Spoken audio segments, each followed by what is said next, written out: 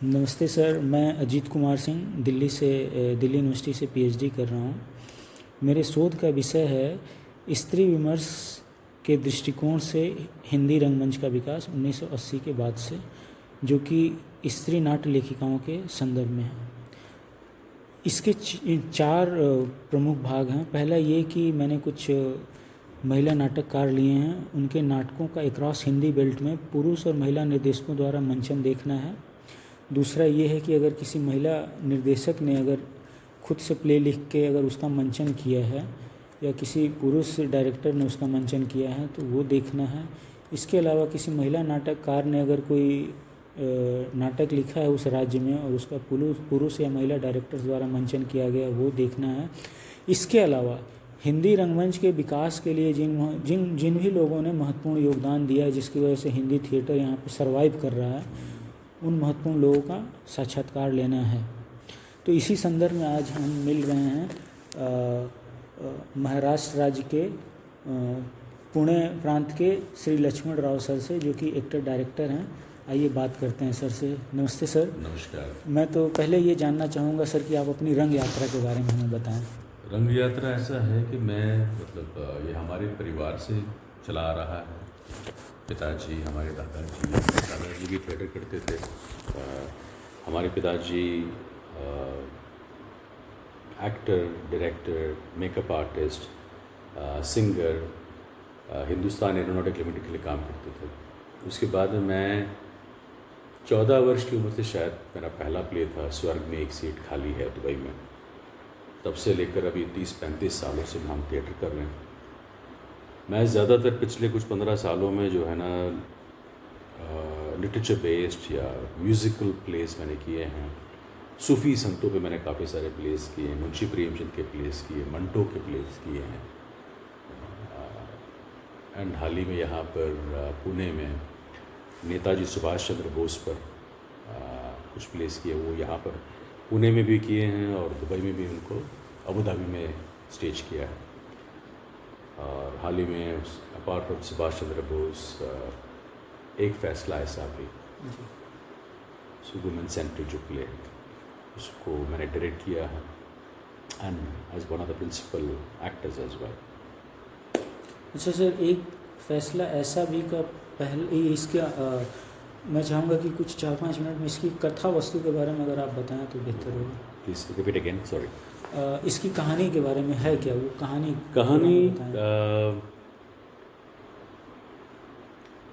एक परिवार की है जहाँ माँ बाप और 2 बेटियाँ हैं जी। और जो छोटी बेटी है मेंटली चैलेंज्ड है, ऑटिस्टिक है जी। तो पर्सपेक्टिव ये है कि हमारे समाज में जब किसी के घर में कोई ऑटिस्टिक बच्चा होता है तो समाज कैसे देखती है उनको, कैसे ट्रीट करती है उनको, नंबर 1। एंड अगर एक ऑटिस्टिक चाइल्ड अगर उस घर में एक फीमेल हो तो क्या क्या चैलेंजेस होती हैं। मेरे हिसाब से जो लोग हैं उनको पता ही नहीं है कि ऐसे परिवारों में उनके क्या क्या चैलेंजेस होते हैं। ये मेन पर्सपेक्टिव ये था कि to become sensitive about the subject उन परिवारों के साथ। तो जैसे फॉर एग्जांपल मैं ओपनिंग सीन आपको अगर मैं सिर्फ ऐसे समझा दूँ, that will basically tell you कि भाई प्ले कैसे शुरू हो रहा है। ओपनिंग सीन में ऐसा है कि माँ बाप बैठे हैं, बिटिया आती है। Without going to much into detail, suddenly क्या कहते हैं, मदर कहती है कि अतुल मुझे इसको चेंज करना पड़ेगा। क्यों? ओह, इसने अपने कपड़े ख़राब कर लिए। So we talking about the first opening scene is only about the monthly cycle. तो वहाँ से प्ले शुरू होता है। तो यू कैन अंडरस्टैंड कि कितनी सेंसिटिव सब्जेक्ट को लेकर क्या क्या चैलेंजेस। उसके बाद में ऐसे लड़कियों के साथ उनको प्रोटेक्ट करना, समाज से ही नहीं, कभी कभार अपने परिवार में ही लोगों के साथ कैसे प्रोटेक्ट करते हैं अपनी बेटियों को। Play is all about that. और उसके आगे भी कुछ और चीज़ें हैं इस प्ले में। एक फैसला, तो अलग तरीके से जो फैसला लेना तो आज प्ले देखेंगे तो पता चलेगा। जी सर। इस नाटक की पहला मंचन कहाँ हुआ था सर? मैंने यहाँ पर पुणे में किया पुणे में पुणे में किया, कब 2 सर? मरतबा किया। As a director I have done it twice over here. मेरे ख्याल से मेरे से पहले भी किसी ने किया है, दुबई में भी किया है, एक दुबई में किया है किसी ने एक बार, बट यहाँ पर मैंने 2 बार यहाँ पर पुणे में किया। कब कब से? पुणे में इस साल के शुरू में ही, शायद मार्च अप्रैल में शायद मैंने किया था। डेट्स एग्जैक्टली तो मुझे पता नहीं, या मार्च अप्रैल में हमने किया था ये, एंड हाल ही में जुलाई में भी शायद किया था, जुलाई में भी किया था अगेन दिस ईयर। 2000 ये 2023 में 2023 में 2023 में 2 बार। 2 बार किया जी। मैंने को 2 बार किया। अच्छा सर, इसकी प्रस्तुति शैली यथार्थवादी, हाँ, मतलब किस स्टाइल में आपने प्रस्तुत किया था इसको? यथार्थ है ना। यथार्थवादी, ओके। मंच परिकल्पना, मंच कैसा था? स्टेज में पैसे प्रॉपर्टी का क्या प्रयोग किया था? प्रॉपर्टीज़ में क्या था? कोई Props? प्रॉपर्टीज नहीं थी, हाँ? कोई ऐसे कोई खास प्रॉप्स नहीं थे। जैसे कुछ तो होगा सर? चेयर्स हैं, चेयर्स, दैट्स इट। और बैठने के लिए बैठने चेयर्स, के लिए चेयर्स, दैट्स इट। बस चेयर्स और कुछ कुछ नहीं? नहीं। पर्दा वर्दा, कर्टेन या कुछ? कुछ भी नहीं, कुछ भी नहीं, डाइनिंग हॉल या ये कुछ सब? भी नहीं, बिकॉज ये हमने एक अलग तरीके से प्रेजेंट किया था इसको। ओके। कुछ भी नहीं। ओके, इनके पीछे आपका उद्देश्य क्या था, मकसद? मकसद यही है कि लोगों के अंदर जो देख रहे हैं वो सेंसिटिविटीज़ को जगाएं, अच्छा, कि उनके साथ just treat them differently, treat them well. उनके परेशानियों को आप समझें, जी उनको एक कोई बीमारी है उस तरीके से ना देखें। जी। एजुकेशन है ये, प्रिडोमिनेटली एक एजुकेशन भी है, and what this family goes through, to be sensitive towards it. अच्छा, इसमें सिंबॉलिक रूप से क्या यूज़ किया? कुछ सिंबॉलिक रूप से भी यूज़ किया आपने? नहीं।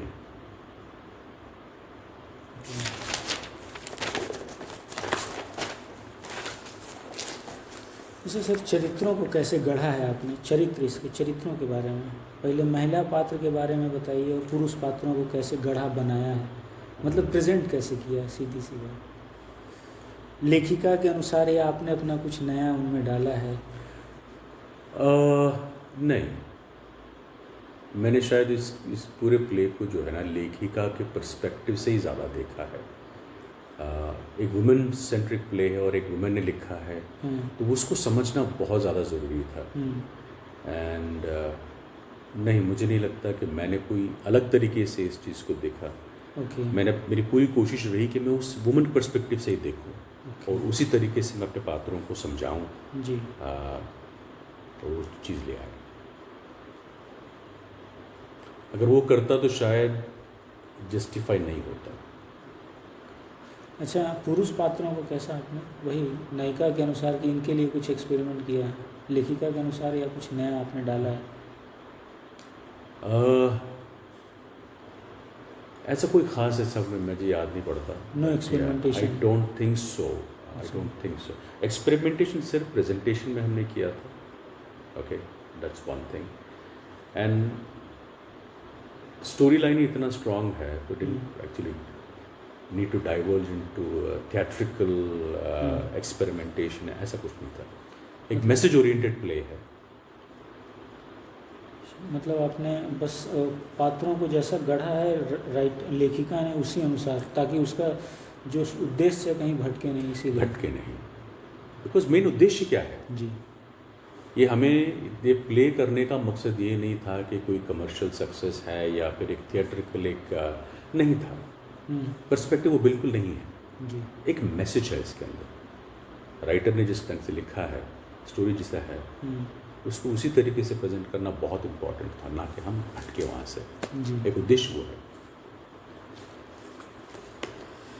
चरित्रों के संवाद के बारे में बताइए, संवाद कैसे रहे, चरित्रों के संवाद का रूप कैसा रहा है, भाव के अनुसार, काल, इमोशंस, टाइमिंग के अनुसार, मतलब कुल मिला के संवाद कैसे थे, डायलॉग्स? एक होता है कि जैसे रेगुलर लाइफ में जैसे संवाद होता है। रेगुलर लाइफ के लाइफ में देयर इज नथिंग, कोई एक्सेंट्रिक जैसा नहीं था।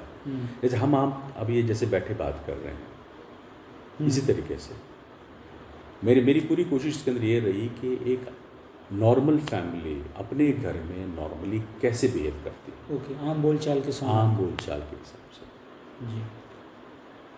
हमने मेरी पूरी कोशिश ये रही कि जितना मैं उसको नेचुरल रखूं, कि जब ऑडियंस जब देख रही हो वो ऐसा लगे कि ये अरे दिस इज कैन बी मी, ये मेरे घर में ऐसा होता है, मैं ऐसे करती हूँ, मैं ऐसे करता हूँ। वेरी सिंपल, जितना नेचुरल हो सके हमने उसको इस तरीके से प्रेजेंट करने की कोशिश की। रिलेटेबल। जी।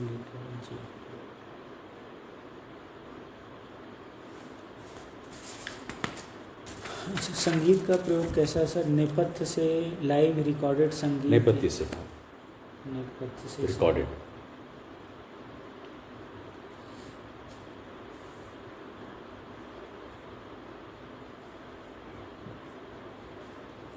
लाइट का प्रयोग सर?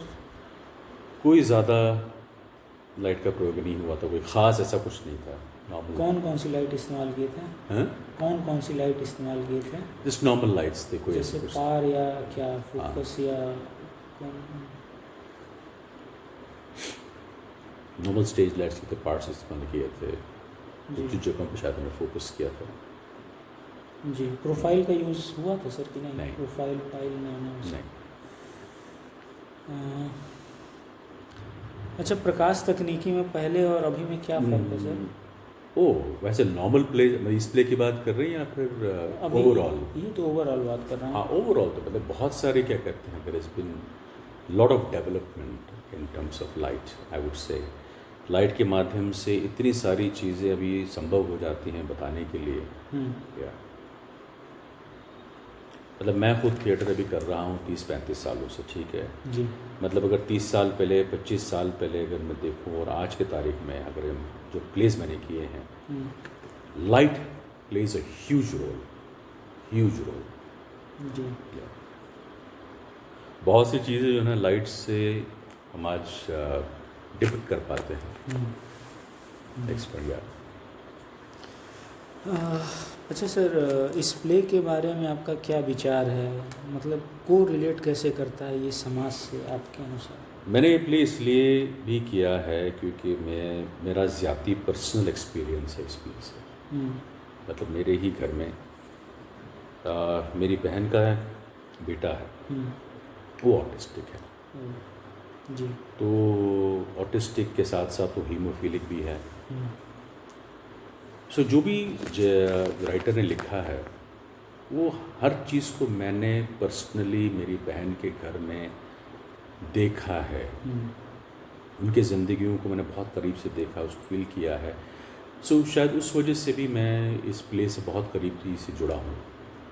शायद मैं उस वजह से मेरे किरदारों को उस चीज़ को सही तरीके से समझा पाया। एक होता है ना कि आपने पढ़ लिया, जानते हैं, लेकिन आपने ख़ुद कोई चीज़ हर रोज़ ज़िंदगी, हर रोज़मर्रा ज़िंदगी में आप एक्सपीरियंस करते हैं। बहुत चैलेंजिंग लाइफ होती है ऐसे बच्चों के पेरेंट्स के साथ, उनके जो भी बहुत चैलेंजिंग होती है। And I have seen that my self every day. ये एक वजह भी थी कि मैं इस प्ले से जुड़ा हूँ और मुझे हेल्प भी किया उस प्ले को समझने में, डायरेक्ट करने में। Your experiences, my personal experience.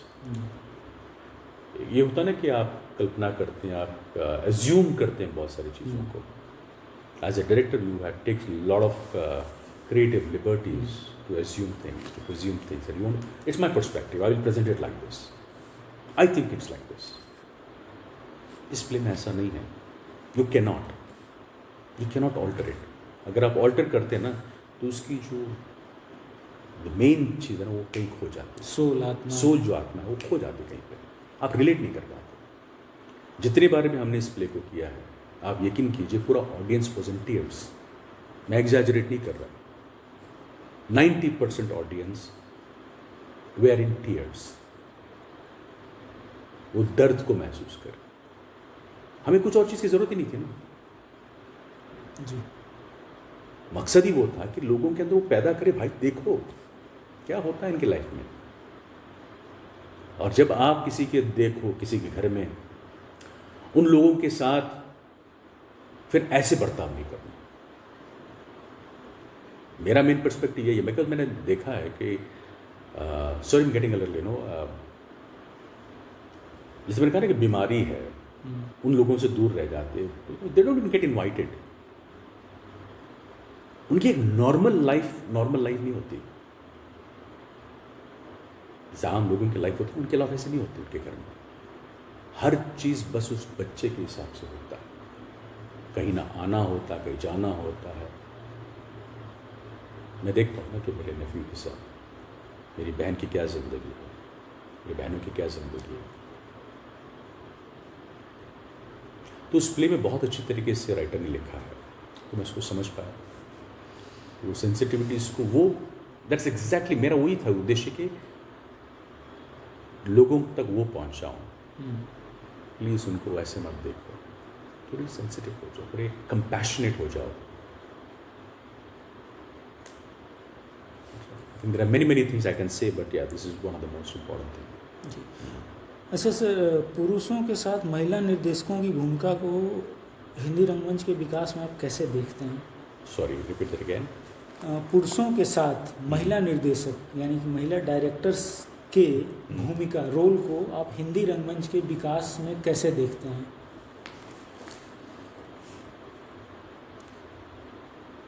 Progressive है, एक्सेप्टेबल है। मैंने इनफैक्ट थिएटर में शायद पिछले 10 सालों में फीमेल डायरेक्टर्स को ज़्यादा देखा है। एंड उससे पहले मैंने मतलब I myself have worked under female directors recently. So कभी कभी आश्चर्य होता है कि उनके पर्सपेक्टिव को देखकर अरे ऐसा भी सोच हो सकती है। I think it's very welcoming actually. जी, मेरे हिसाब से वेरी वेलकमिंग है। वेलकमिंग है, मतलब कि अभी शुरुआती दौर में है कि ठीक कर रही हैं, क्योंकि बहुत जगह तो प्रेजेंस इसकी बहुत कम है। कुछ कोर एरियाज में जैसे बॉम्बे में, दिल्ली में ये थोड़ा ज़्यादा दिखाई देती हैं महिला निर्देश। लेकिन क्या सर और क्षेत्र में आपको लगता है कि बहुत है, मतलब कि आपके हिसाब से ठीक है, काम कर रही हैं, मतलब डेवलपमेंट लिमिटेड है, लेकिन जितना भी कर रही मेरे ख्याल से बहुत अच्छा कर रही है। ओके। एंड एक्सेप्टेबिलिटी काफ़ी है। एंड हो भी ये रहा है कि सिर्फ मेन शहरों में है जी। वो भी एक बिकॉज मॉडर्न थॉट प्रोसेस है, एक्सेप्टेबिलिटी तो शायद ओके, एक्सेसिबिलिटी इनका मतलब स्वीकार्यता ज़्यादा है।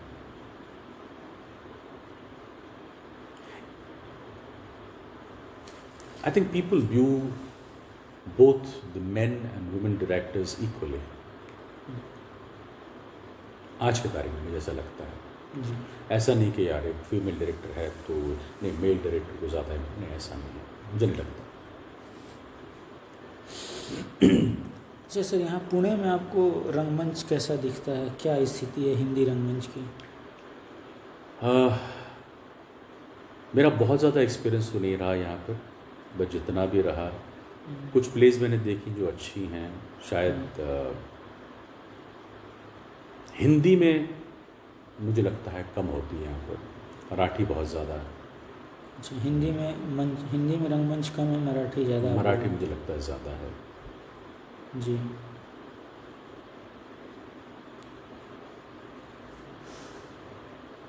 अच्छा, पुरुष निर्देशकों के इस राज्य में रंगमंच की भूमिका क्या है आपके अनुसार? मैं समझा नहीं आपको। अच्छा, इस राज्य में रंगमंच की स्थिति, ये तो आपने पुणे के बारे में बताई, हाँ, और इस राज्य में रंगमंच की स्थिति कैसी है? पूरे महाराष्ट्र में हाँ, आई don't think so I can answer that question. मुझे बहुत ज़्यादा एक्सपीरियंस नहीं है पूरे इलाकों में, सिर्फ पुणे की बात कर सकता हूँ, बट अदर एरियाज नो, या बॉम्बे की। जी। बिकॉज जितना मैंने सुना है, जैसे छोटे छोटे राज्य हैं अकोला या कुछ हमारे एक्टर्स वहाँ से आए हैं, वहाँ पर तो मराठी थिएटर तो इतना मतलब वो एक्टर्स इतने बिजी हैं इतने बिजी हैं, बट हिंदी ज़्यादा नहीं, हिंदी बहुत कम। मराठी कौन सा? सर हाँ, पुरुष जो डायरेक्टर्स हैं इस क्षेत्र में पुणे में में रंगमंच की भूमिका, मतलब रंगमंच के विकास में उनका क्या भूमिका है आपके अनुसार? कुछ नहीं? नहीं, I don't think so I can answer that. Okay जी। मतलब जितने मैंने प्लेस देखी है ना, शायद वो इनफ नहीं है मैं आपके इस सवाल का जवाब सही तरीके से दूँ। ओके, अच्छा, महिला निर्देशक, वुमेन डायरेक्टर्स इस क्षेत्र तथा मतलब राज्य के रंगमंच के विकास में कोई भूमिका आप देख रहे हैं? नहीं। ओके,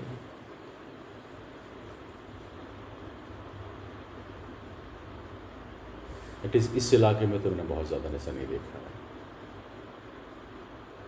पुण्य जी।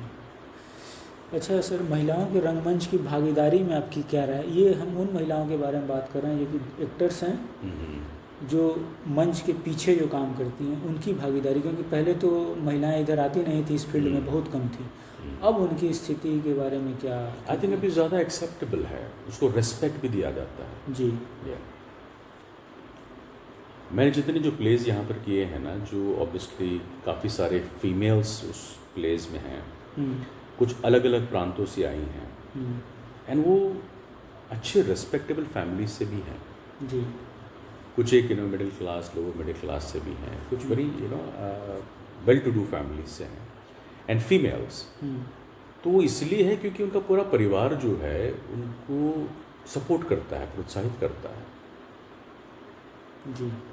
शायद पहले नहीं हुआ करता था, लेकिन एंड वो अभी ट्रैवल करती हैं जी।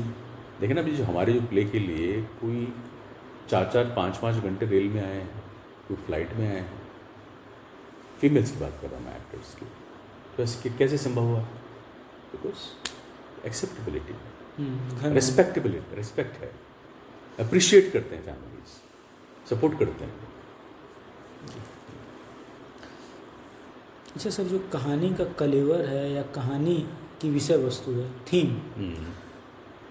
महिलाओं के रंगमंच, हाँ, महिला निर्देशकों के आने से नाट्य वस्तु में क्या परिवर्तन आया? वही नाटकों की कहानी में या जो जिस्ट होता है उसमें क्या परिवर्तन आप देखते हैं पुरुषों की अपेक्षा?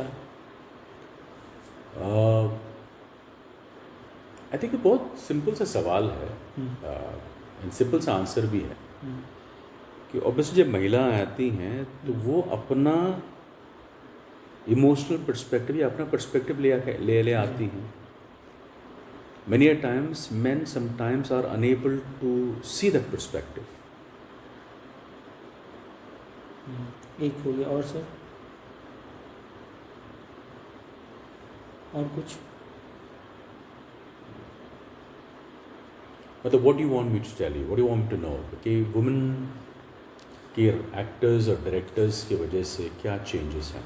हाँ, मतलब कि अगर एक डायरेक्टर महिला है तो वो जब अगर खुद लिख के प्ले कर रही है तब कथा वस्तु उसका कहानी में पुरुष द्वारा लिखी गई कहानी से कैसा फ़र्क है, और तब जब वो प्रेजेंट करती है मंच पे तो कैसा फ़र्क है। ये दो चीज़ें हैं, तो इनके बारे में जानना चाहता था।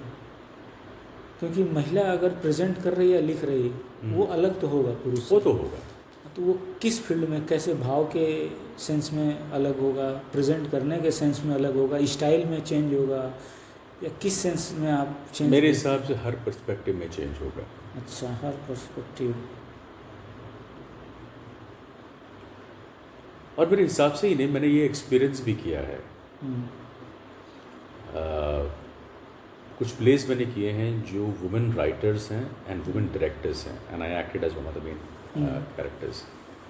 तो मैं सडनली जब आपने ये सवाल किया ना, तो मैं फ्लैशबैक चला गया उस पर्टिकुलर प्ले के लिए, एंड पूरा ये जर्नी जो था ना, it was very different compared to a male dominated और male oriented writer, director and piece.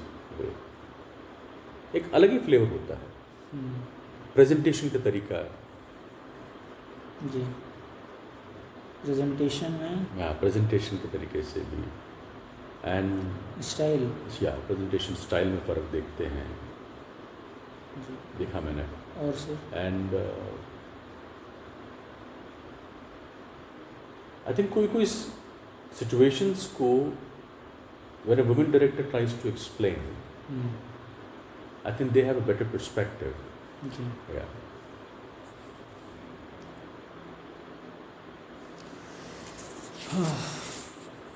अच्छा, गवर्नमेंट आपको यहाँ पे पुणे में दिखता है कि गवर्नमेंट कुछ कर रही है हिंदी रंगमंच के लिए? आपको ऐसा कुछ लगता है पुणे का सरकार का role?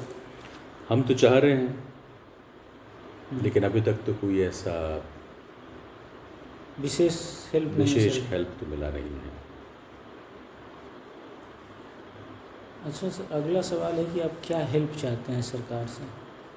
Promotion, promotion, promoting theatre, promoting promoting theatre, promoting the artists, helping them, giving them Promoting- place to, जहाँ पर भी अगर प्लेस होती हैं फाइनेंशियल हेल्प भी हो फंडिंग। या फंडिंग हो। किस तरह की फंडिंग सर? एक थिएटर चलाने के लिए काफ़ी सारी क्या क्या ज़रूरत होती है। You want me to go into detail of that? या स्टेज की एक स्पॉन्सर कर लिया, ऑडिटोरियम स्पॉन्सर कर लिया, या फिर रनिंग एक्सपेंस कुछ कर लिए। ऑडिटोरियम आप क्या सस्ता चाहते हैं? या काइंड ऑफ, या फिर कंप्लीटली स्पॉन्सर्ड। स्पॉन्सर्ड गवर्नमेंट क्योंकि थिएटर कर्मी तो बहुत ज़्यादा हैं, तो कितने लोग का गवर्नमेंट स्पॉन्सर करेगी वो पूछ रहे हैं। मैं अगेन देखें, जहाँ पर थिएटर अपने कल्चर को फोरफ्रंट में ले आता है, आई थिंक उस थिएटर के लिए ना, वैसे थिएटर के लिए government should support. Okay, theatre on the whole has to be supported because it's a beautiful expression of society. But जहाँ पर हमारा कल्चर है ना, हमारी कहानियाँ हैं जो लोगों तक पहुँचनी है, वैसे थिएटर को तो गवर्नमेंट डेफिनेटली सपोर्ट करना चाहिए। जी। जैसे फॉर एग्जाम्पल ये दोनों ही प्ले जो है सोशल प्लेस हैं, हिस्टोरिक है। जैसे नेताजी का है, हिस्टोरिक प्ले है। इसलिए मैं कहता हूँ क्योंकि हमारी किताबों में इन चीज़ों के बारे में लिखी नहीं है। जी। मतलब I don't want to go too much into detail about it, but हमारे बच्चों को तो पता ही नहीं है। मेरा एक पर्सनल एक्सपीरियंस है, ये प्ले को लेके मैंने यहाँ पर आर्मी स्कूल के बच्चों के साथ मैंने प्ले किया था। आप यकीन कीजिए उन बच्चों को इसके बारे में पता ही नहीं है ज़्यादा। बच्चों को क्या, यहाँ के टीचर्स को भी इतना ज़्यादा पता नहीं था। This is what is our education system has done. हमारे नेशनल हीरोज़ को क्या कहते हैं? अगर जो थिएटर करते हैं हमारे नेशनल हीरोज़ के ऊपर, या सपोर्ट, या कोई सोशल सब्जेक्ट हम उठाते हैं ऑफ ऑटिज्म, जैसे हमने किया है, गवर्नमेंट शुड सपोर्ट। मैं ये नहीं कहता कि सारे के सारे, इट्स नॉट पॉसिबल। जी। बट जहाँ पर एक सोशल मैसेज है, सोशल एक, you understand what I am saying? जी। और कुछ सर? एक तो प्रमोशन, थिएटर को प्रमोटिंग आर्टिस्ट, फंडिंग, ऑडिटोरियम सस्ता हो, और रिहर्सल के लिए प्ले। यस।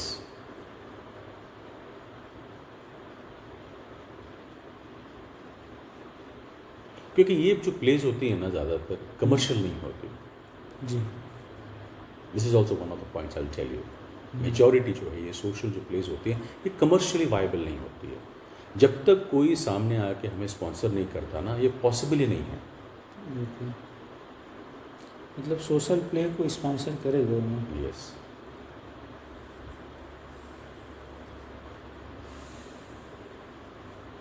जब देखें, अगर गवर्नमेंट सपोर्ट करती है ना, हमारे यहाँ पर इतने अच्छे राइटर्स हैं, इतने अच्छे एक्टर्स हैं, डायरेक्टर्स हैं, वो फिर बढ़ चढ़ के वो ऐसे प्लेस करेंगे ना। It's a two-way traffic, you see. When there is a support coming from the government, now 10 people want to do the same thing just for the sake of, उनके सबको पता है, करता कोई नहीं, क्योंकि कमर्शियली वायबल नहीं ना।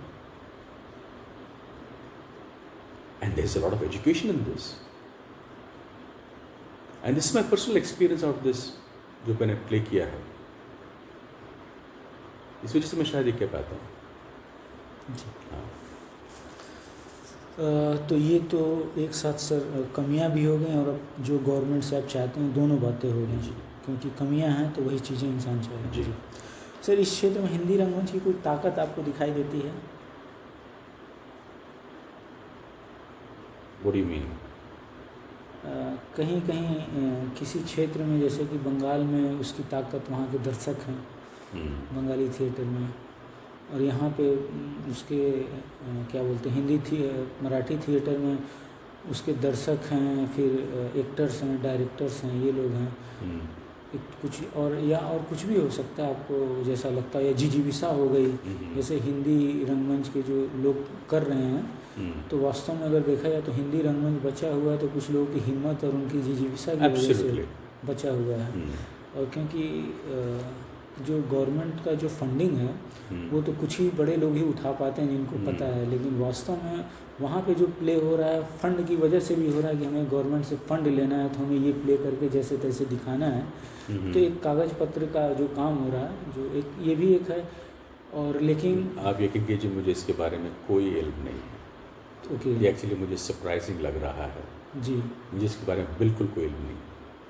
ओके एंड आपसे सुनने के बाद तो मैं ज़रूर इस विषय में जो है ना थोड़ा बहुत तहकीकात तो ज़रूर करूँगा। And I would like to know more about it, कैसा होता है, क्या है, ये तो गलत है। जी। तो हिंदी रंगमंच की ताकत के बारे में आपको कुछ कभी कहना नहीं है? नहीं, आई डोंट थिंक सो। जी।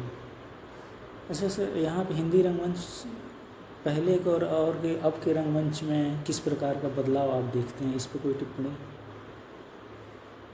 जैसे कि भाव और कथ्य के स्तर पर, तकनीकी पक्ष के स्तर पर, लाइटिंग के स्तर पर, हर चीज़ पे तो हैं? मेरे हिसाब से तो हर स्तर पर जो है ना, हर एस्पेक्ट में चेंजेस हैं, इम्प्रूवमेंट्स हैं। ओके प्रेजेंटेशन के तौर पे एंड बोल्डनेस के तौर पे। बोल्डनेस का मतलब ये नहीं है कि वल्गैरिटी, मतलब कोई बहुत बार ऐसा होता है ना कि हम कोई सब्जेक्ट हम चाह कर भी हम नहीं कर सकते। ओके, सब्जेक्ट के स्तर पर, सब्जेक्ट के स्तर पर खुलकर आज हम सब्जेक्ट्स को उठा सकते हैं जी, ऑडियंस के सामने उसको प्रेजेंट कर पा रहे हैं। पहले शायद कमी होता था।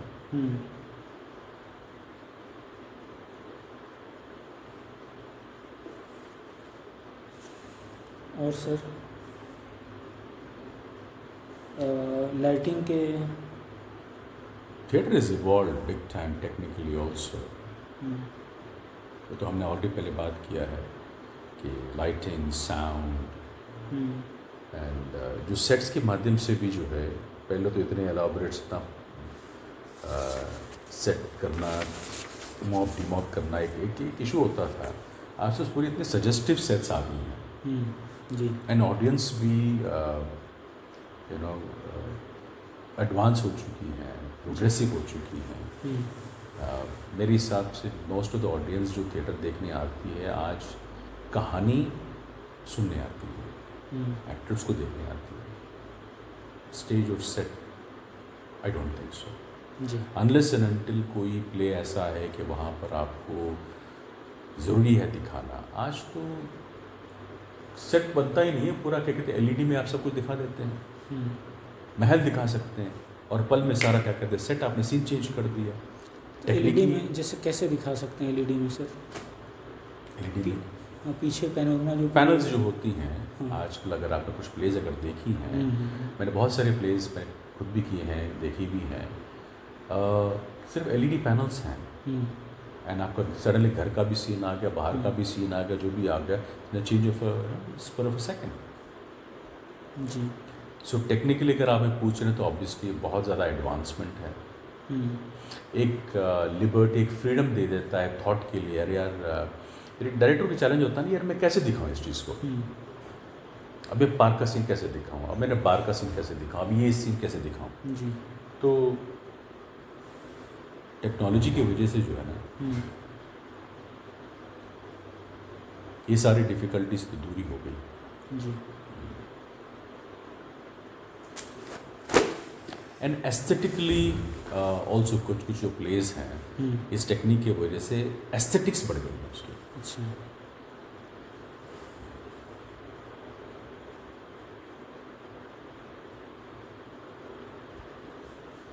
संवेदना के प्रेजेंटेशन में तकनीक का प्रयोग, जैसे कि गुस्सा, क्रोध या और कोई इमोशन दिखाने के लिए टेक्निक का प्रयोग आप देखते हैं लोग कर रहे हैं कि नहीं?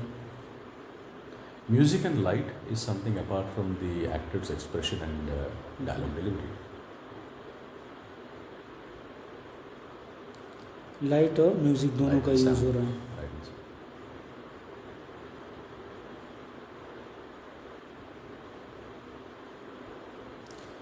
अच्छा सर, लास्ट है कि इस स्त्री विमर्श को आप किस रूप में देखते हैं इस नाटक में, मतलब? पूछ लीजिए। जी जी जी। क्या मतलब स्त्रियों की समस्याओं के बारे में आप स्त्रियों की समस्याओं के बारे में, उनके प्रॉब्लम को दूर करने के लिए मतलब क्या नज़रिया है इसमें लेखिका का या आपका, क्या दिखता है समाज, मतलब? मैं समझा नहीं क्या दिखता है मतलब ये वुमेन डिस्कोर्स को आप इसमें कैसे देखते हैं कि वुमेन्स के बारे में किस तरीके की बात की गई है, उनकी समस्याओं को सॉर्ट आउट करने के लिए कोई विज़न दिया गया है कि नहीं दिया गया है? आप मेरे लास्ट प्ले के बारे में बोल रहे हैं या ओवरऑल की बात कर रहे हैं? इस प्ले के बारे में। इस प्ले के बारे में ऑब्वियसली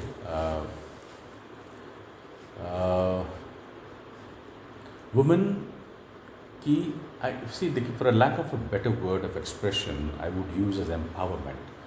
Okay. वो दिखाया गया है, उनकी सोच को जो है ना, उनकी रेस्पेक्ट किया गया है, उनकी फ्रीडम ऑफ थॉट के लिए रेस्पेक्ट किया गया है इस प्ले में। या and decision making to decide for herself, और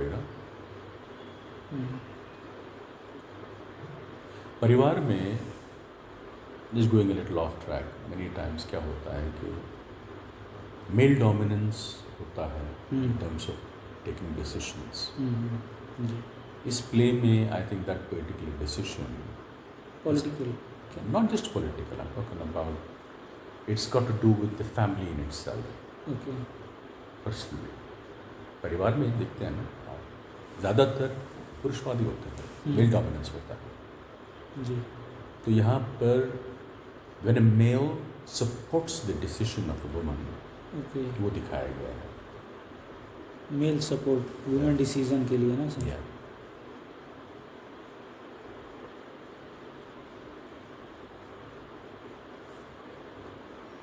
और कुछ कहना है sir? In terms of women-centric thing, or no, I think so. We've said enough. Okay, sir. We've said enough.